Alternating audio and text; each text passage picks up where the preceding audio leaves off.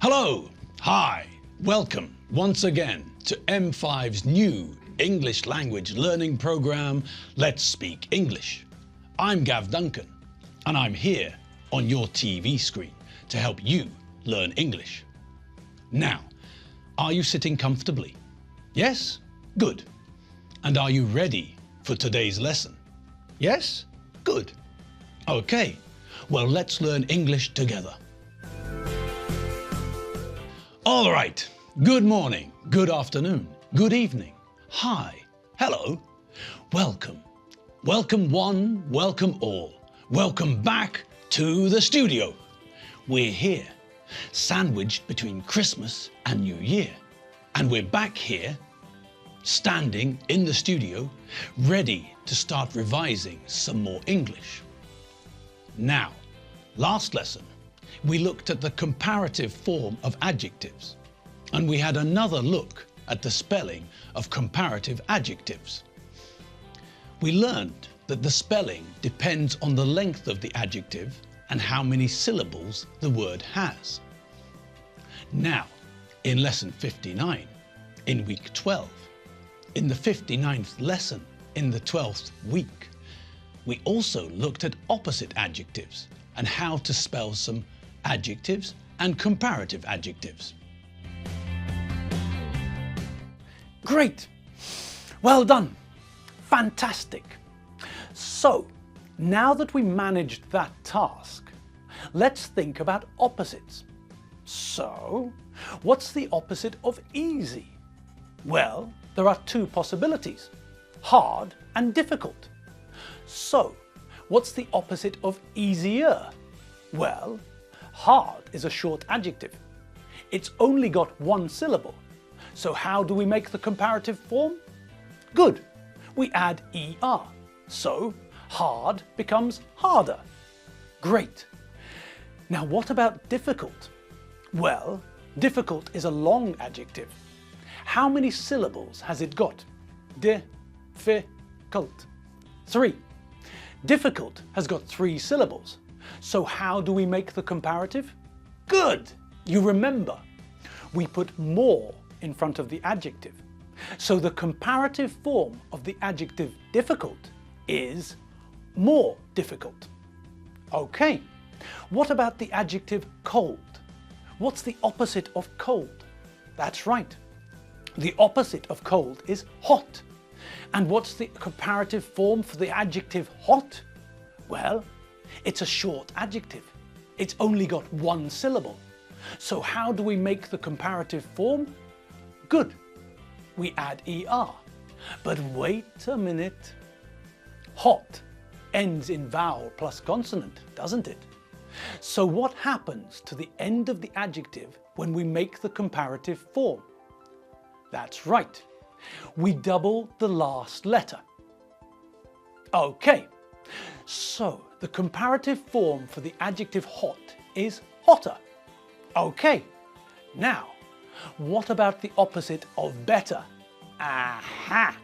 This is an irregular one. Do you remember that the comparative form of good is better? That's right. And the comparative form of bad is worse. So the opposite of better is worse. Well done!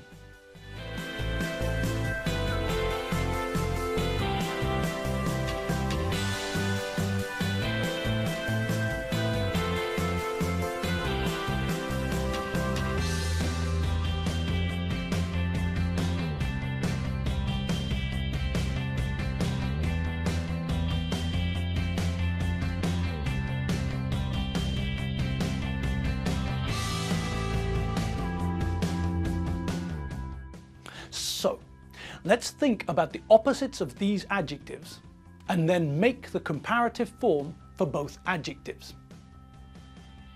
Cold, hot, colder, hotter. Tall, short, taller, shorter. Good, bad, better, worse. Easy, hard, easier, harder. Easy, difficult, easier, more difficult.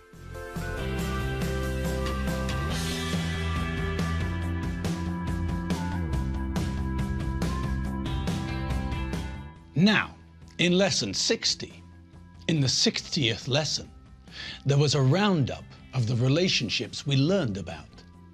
Aunts and uncles and nieces and nephews. And we also practiced using comparative adjectives to describe the differences between the children of the Benchfield family, and using than when we use comparatives. Okay, now let's combine what we've learned this week, the Benchfield family and the comparatives. Right, let's get it on. Okay, let's see some information about the Benchfields. Let's start with the kids.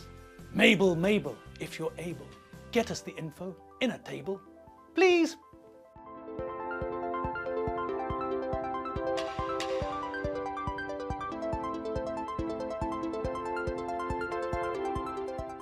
Okay, so there's the table. Now let's make some sentences about the Benchfield kids using comparative adjectives. Whee! Okay, let's think. We should start with Tim. Tim is 14 years old. John is 9 years old. This means that Tim is what? That's right, Tim is older than John. Good. Now, what about a sentence about Tim and Elizabeth? Tim is 14 and Elizabeth is 30. So, Tim is also older than Elizabeth. Okay, we're on a roll. Tim is 14 and Doreen is 12. So Tim is older than Doreen. In fact, Tim is older than John and Elizabeth and Doreen. Great. Now, let's have a look at Doreen. Doreen is 1 meter 49 centimeters tall. She's 149 centimeters tall. Okay. Elizabeth is 1 meter 57 centimeters tall. She's 157 centimeters tall. This means that Doreen is shorter than Elizabeth. Using the information in the table, we can see that Doreen is shorter than Tim, but she's taller than John. Great! And what about Elizabeth?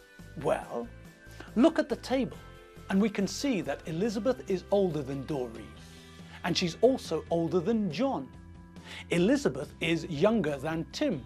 Fantastic!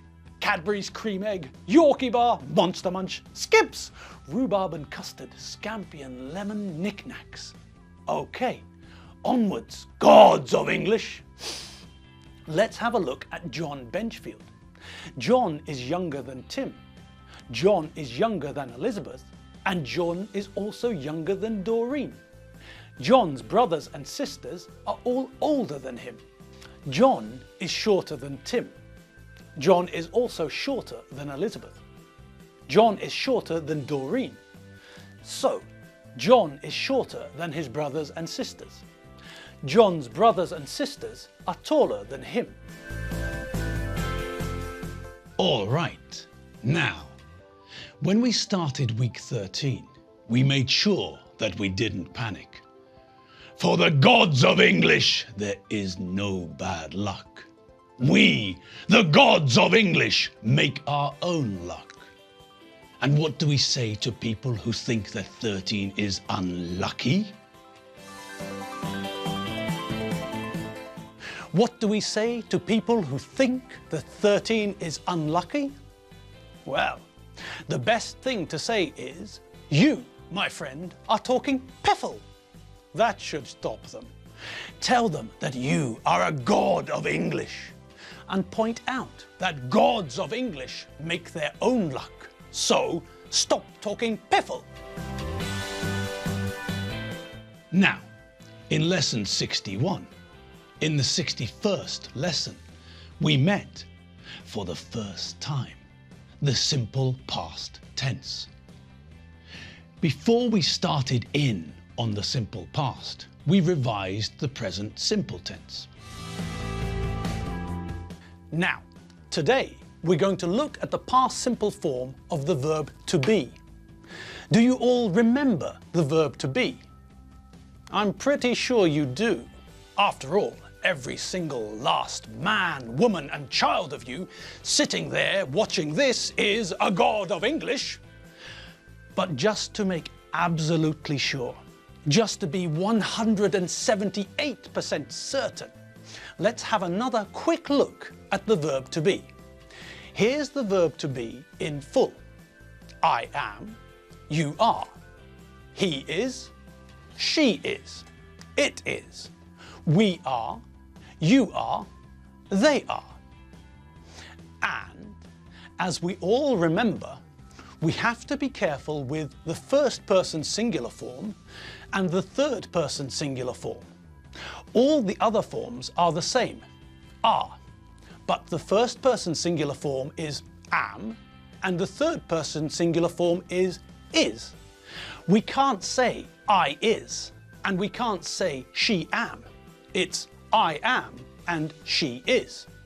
Okay, that's the full form, but as you all remember, we normally use the short form, don't we? Okay, let's see the short form for the verb to be. I'm, you're, he's, she's, it's, we're, you're, they're. Okay, so if you think hard, you can all remember how we used the verb to be in our first few lessons. We used the verb to be to introduce ourselves. Hi, I'm Gav Duncan. Hello, my name's Gav Duncan. And we used the verb to be to introduce other people too. Do you remember? This is Alfredo Benchfield. Hi, her name's Margaret Bissett. We learned the positive form and the negative form, the singular forms and the plural forms. We also learned the negative forms for the present simple version of the verb to be. Here's the negative for the singular forms. I am not, Jeffrey Banana. You're not, you are not, Dave Squid. He, she, it's not, isn't, is not, French. And here's the negative for the plural forms. We are not, we're not. You are not, you're not, you aren't. They are not, they're not, they aren't.